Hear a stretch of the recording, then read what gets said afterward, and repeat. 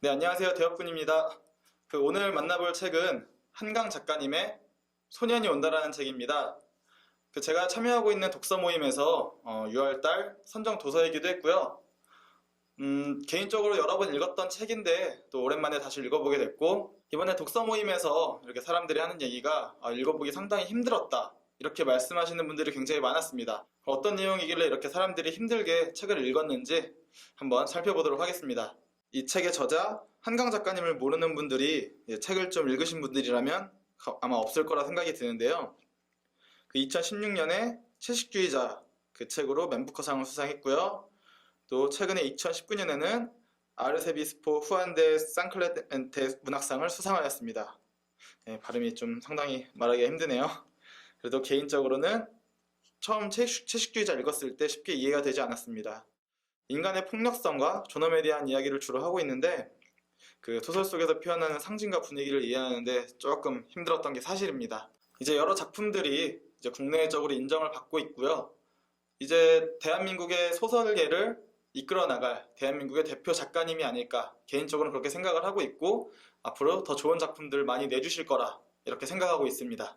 소년이 온다는 5.18 민주화 운동을 배경으로 쓰여진 소설입니다. 앞서 10월 26일 이제 12.6 사태로 박정희 독재 정권이 이제 막을 내리게 됩니다. 해서 이제 민주주의가 막 피어날 그런 시기에 이제 민주화의 태동이 막 이제 올라오려던 그 참에 다시 전두환 군 세력이 12.12 사태로 정권을 잡게 되고, 이제 아직도 대한민국의 민주주의는 바로 실현되지 못하게 됩니다. 12.12 군사정변으로 정권을 잡은 전두환 신군부는 1980년 4월 이후 전국적으로 확산된 학생들의 민주화 투쟁, 노동자들의 생존권 투쟁을 진압하는 한편 5월 17일 개헌포고령 제10호를 발표합니다.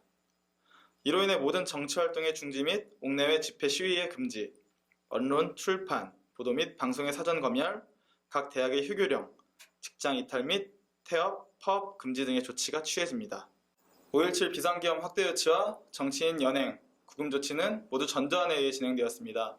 헌법에 규정된 절차를 무시한 불법적인 조치, 그리고 김대중 정치인 연행과 이제 비상계엄 확대 등은 그것을 반대하는 전남대생, 그리고 계엄군에 의한 충돌로 5.18 광주민주화운동의 직접적인 원인이 되었습니다. 소년이 온다는 1980년 5월 18일 외부와 모든 것이 차단되었던 광주에서 일어났던 일을 그리고 있습니다. 5.18 민주화운동이 일어났던 배경에 대한 이런 이야기가 아닙니다. 그저 그 땅에 살아가던 평범한 사람들의 이야기를 그리고 있습니다. 광주에서 고등학교를 다니던 중고등학교를 다니던 학생들, 그 학생들의 가족, 누나, 형, 그리고 부모님들, 더 나아가서 그런 평범한 자신의 자녀들을 태극기를 감싸고 보내줘야만 했던 어머니들의 참담한 실상을 그대로 그려내고 있습니다. 소설 소년이 온다, 이 책은 총 6장으로 구성이 되어 있습니다.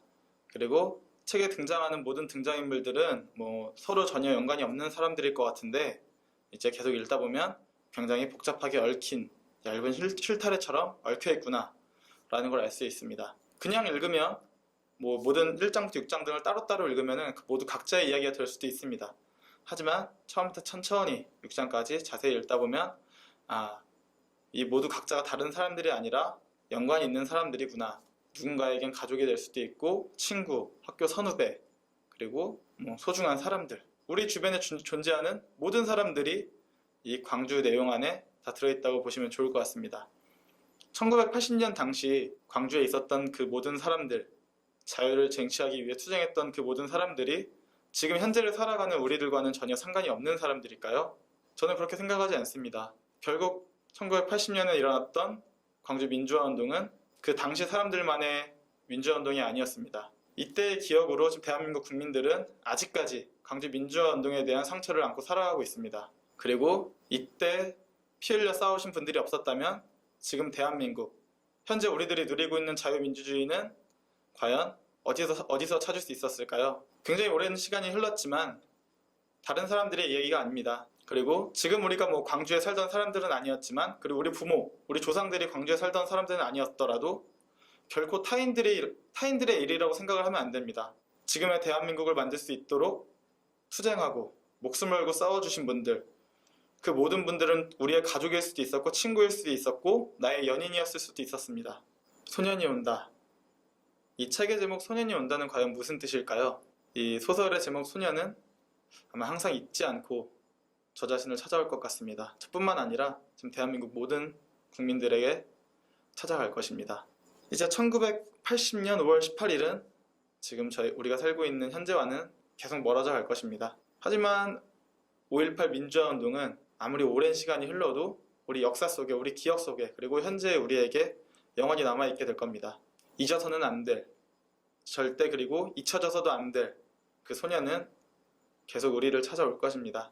이제 개인적으로는 이 한강 작가의 소설 소년이 온다 매년 1년에 한 번씩은 꼭 읽으면 좋은 책이라고 개인적으로 생각을 합니다. 이제 매달 5월이 되기 전에 한 번씩 읽고 또 기억을 되새기는 것도 좋을 것 같고요.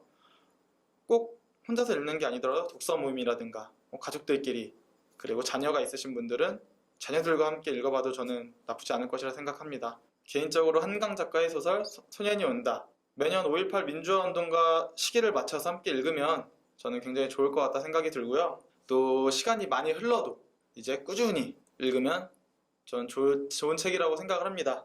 지금 우리가 살아갈 수 있는 이유, 평범하게 회사를 다니고 학교를 다니고 그리고 좋은 시간들을 보내고 행복한 나날들을 보낼 수 있는 이유, 그 이유는 과연 무엇일까요?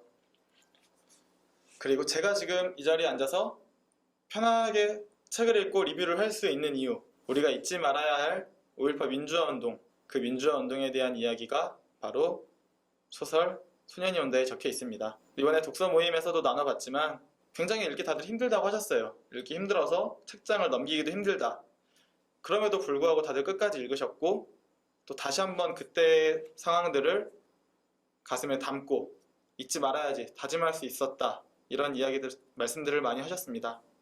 지금 이 방송을 보시는 분들, 아직 이 책을 읽어보시지 않으신 분들 한번 꼭 읽어보시기를 추천합니다. 네, 그럼 대업군의 책 리뷰, 오늘은 한강 작가의 소년이 온다 읽어봤고요. 다음번에 또 다른 책 읽고 좋은 책 소개해드리도록 하겠습니다. 감사합니다.